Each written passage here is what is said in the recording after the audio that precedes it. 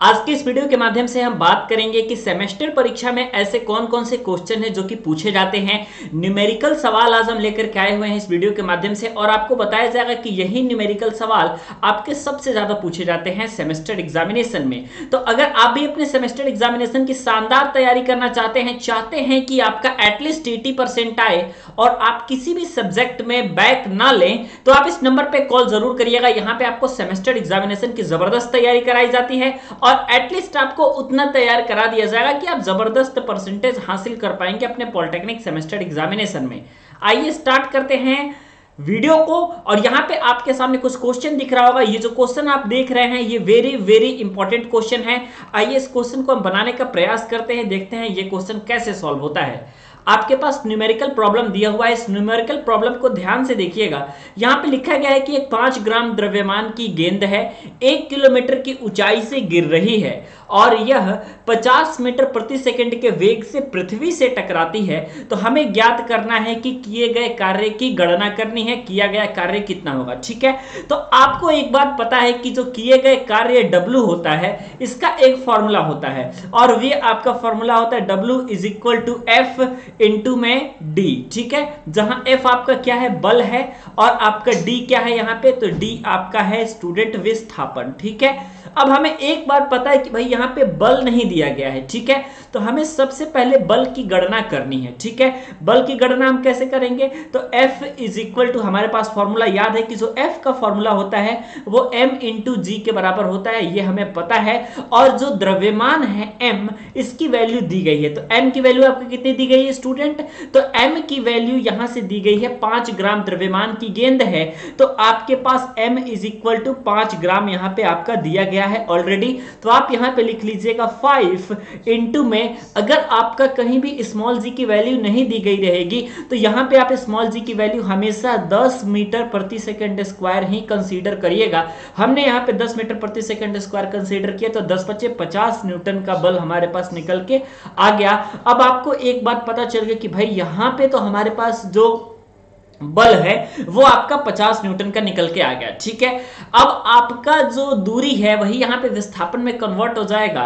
तो आपका जो W का फॉर्मूला होगा, W मतलब होता है किया गया कार्य, किया गया कार्य का जो फॉर्मूला होगा ये आपका हो जाएगा किसके किसके बराबर, तो बल गुणे में विस्थापन के बराबर। ठीक है, तो अब आपने देखा यहां पे ये बल गुणे में विस्थापन हो गया। बल आपने निकाल लिया है यहां पे 50 गुणे में, ये 1 किलोमीटर की ऊंचाई से गिर रही है। तो 1 किलोमीटर में कितना मीटर होता है आपका, तो 1 किलोमीटर में आपका होता है 1000 मीटर। तो आपने इसको मीटर में चेंज कर दिया, तो आपने 50 और 1000 को आपने अगर मल्टीप्लाई किया तो यहां पे आपके पास निकल के आ गया 50,000 जूल, जो कि आपका करेक्ट आंसर हो जाएगा। इतना कार्य आपका होगा अगर कोई 5 ग्राम द्रव्यमान की गेंद 1 किलोमीटर के ऊंचाई से गिरेगी तो आपका 50,000 जूल कार्य होगा। इस क्वेश्चन में कुछ नहीं था, बस सिंपल आपको क्या करना था कि बल की जानकारी लेनी थी, विस्थापन की जानकारी लेनी थी। ठीक है, विस्थापन ऑलरेडी आपका दिया हुआ था। ठीक है, इसके अलावा बल का फॉर्मूला आपको पता होना चाहिए, बल is equal to M into G। M की वैल्यू दी हुई थी तो आपने बल आसानी के साथ कंसीडर कर लिया और आराम से इस क्वेश्चन को आपने हल कर लिया। ठीक है, अब देखते हैं स्टूडेंट नेक्स्ट क्वेश्चन क्या है। अगला क्वेश्चन देखिएगा, ये भी वेरी वेरी इंपॉर्टेंट क्वेश्चन है जो कि आपका सेमेस्टर एग्जामिनेशन में पूछा जाता है। क्वेश्चन ये कह रहा है कि एक पिंड है, ये खुरदुरे क्षैतिज तल पर, कोई एक पिंड है ये खुरदुरे क्षैतिज तल पर 2 मीटर प्रति सेकंड स्क्वायर के मंदन से गति कर रहा है।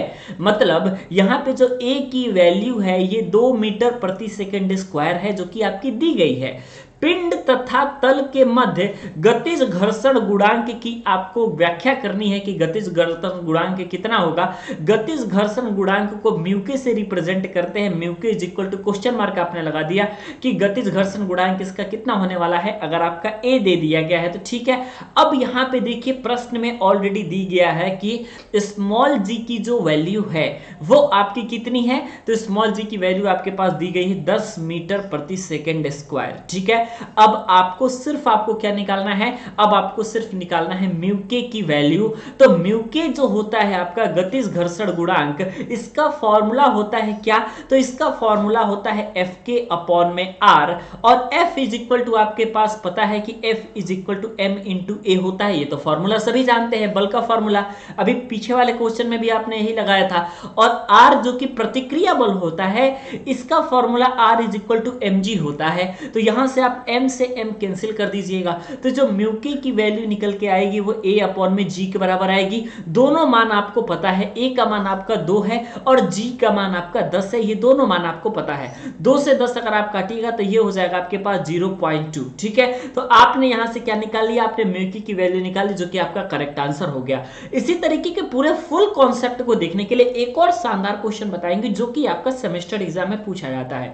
इससे पहले आप पूरे सेमेस्टर के कोर्स को पढ़ सकते हैं। आप इस नंबर पे कॉल कर सकते हैं 8826 39 60 22, इस नंबर पे आप कॉल कर सकते हैं और पूरे सेमेस्टर की क्लासेस से आप ज्वाइन कर सकते हैं, ठीक है। तो ये आपका क्वेश्चन नंबर 2 हो गया। आइए देखते हैं अब आपका क्वेश्चन नंबर 3 क्या कह रहा है, ठीक है। क्वेश्चन नंबर 3 जो आप यहां पे देख पा रहे हैं, ये भी आपका इंपॉर्टेंट क्वेश्चन है और ये बहुत ही आसान क्वेश्चन है। क्यों? क्योंकि आपने इसको बहुत बार पढ़ा होगा। अगर आपने एंट्रेंस एग्जाम की तैयारी जबरदस्त तरीके से की है तो यहां पे आपने कई बार इस सवाल को सॉल्व किया होगा। क्वेश्चन है, एक पिंड है जिस पर 150 न्यूटन का बल लगा है। तो आप सबसे पहले एफ की वैल्यू आप यहां से नोट कर लीजिए कि एफ की वैल्यू आपके पास 150 न्यूटन दे दिया गया। बल की दिशा में 60 डिग्री का कोण बनाते हुए, यानी थीटा इज इक्वल टू आपके पास 60 डिग्री दे रखा है।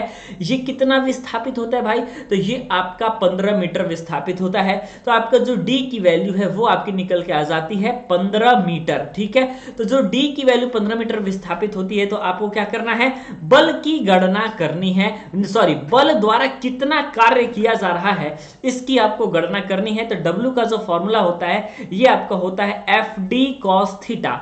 एफ की वैल्यू कितनी होती है, 150 होती है। डी की वैल्यू आपकी यहां पे दी हुई है 15 मीटर, 15 आपने लिख लिया। कॉस थीटा कहने का मतलब ये है आपका कि ये कॉस 60 हो गया। कॉस 60 का मान आपको पता होता है कि 1/2 होता है सर, तो 150 गुणे में 15 गुणे में 1/2 हो जाएगा। इसको आप काटेंगे तो ये हो जाएगा आपका 75, और 75 से अगर आप 15 में मल्टीप्लाई करेंगे तो ये 1125 जूल आपके पास करेक्ट आंसर निकल के आ जाएगा। और इस तरीके के वेरी वेरी इंपॉर्टेंट क्वेश्चन ही आपसे सेमेस्टर में पूछे जाते हैं, ठीक है। ये आपका कुछ न्यूमेरिकल रहा। बाकी कंप्लीट कोर्स को अगर आप ज्वाइन करना चाहते हैं और पढ़ना चाहते हैं पूरी तरीके से सेमेस्टर एग्जामिनेशन को, तो आप इस नंबर पे कॉल जरूर कीजिएगा। वीडियो देखने के लिए और हमारे साथ बने रहने के लिए बहुत बहुत धन्यवाद।